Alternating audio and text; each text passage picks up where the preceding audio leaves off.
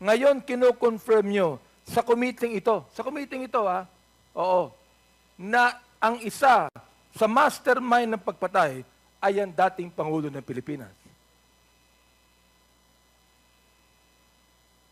Kino-confirm ninyo. Opo, Your Honor. Okay.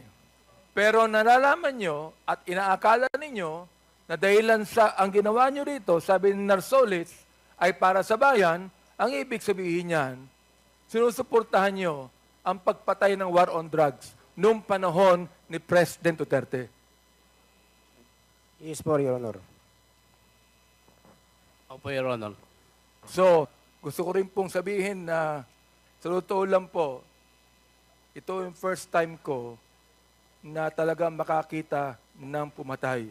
And I would like to say that any administration does not have any right to kill whoever he might be without any due process of law.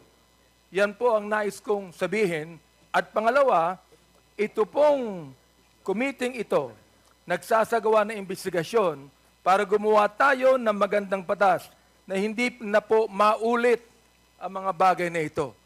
Gusto ko ring sabihin kay Senador Bato de la Rosa na sana mag-appear na siya dito para hindi na yung gagamitin niya ang media para magsalita pa tungkol dito. Sinabi niya na yung pagpatay na more than 20,000, collateral damage. My goodness, collateral damage ba ito? Pumatay ka ng 20,000 dahil sa war on drugs and you only call it collateral damage? Hindi ko maintindihan.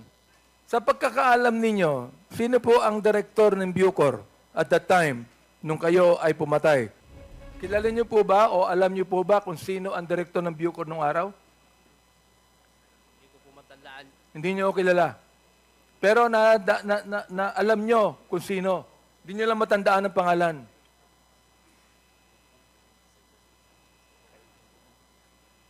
Hindi po namin naalala, Your Honor.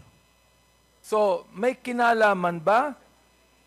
May kinalaman po ba ang direktor ng Bucor sa pagkakaalam ninyo?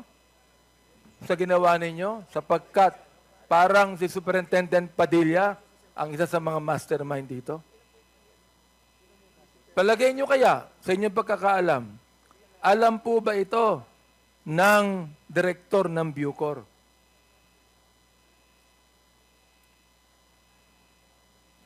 Hindi po namin alam, Your Honor. Hindi nyo alam.